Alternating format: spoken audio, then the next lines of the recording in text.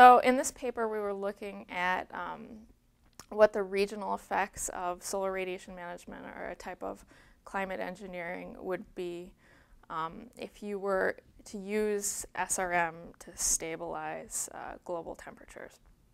And so we used a fully coupled general circulation model, or GCM, to look at a range of different solar radiation management, or SRM, scenarios that would stabilize mean global surface air temperatures at different levels, basically.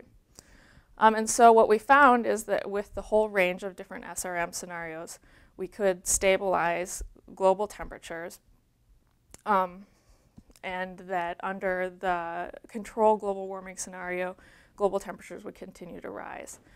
Global precipitation would rise without SRM, so in the control global warming scenario. And all of the different SRM scenarios, precipitation went down over the length of the simulations. So that's at the global level what was happening.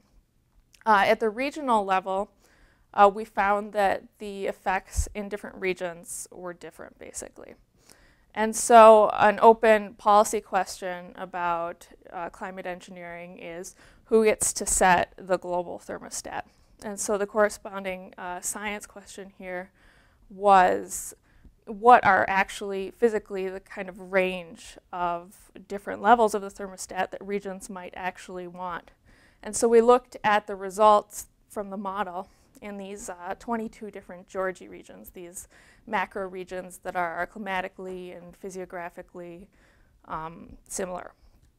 And we found that if we constrained the regional preferences by some criterion, for example, in that figure, we looked at what global temperature a region would want if they wanted to minimize their combined seasonal temperature and precipitation anomaly, when those temperature and precipitation anomalies were measured in the standard deviations in terms of interannual variability in that region. And what we found is that indeed different regions prefer different amounts of SRM, and that the longer that you use SRM to compensate for rising greenhouse gases in the atmosphere, the more different that regional preferences become. And so you could imagine that any sort of negotiations over the amount of SRM from an international relations or a global governance perspective could become more contentious the longer these types of activities were used to compensate for rising greenhouse gases in the atmosphere.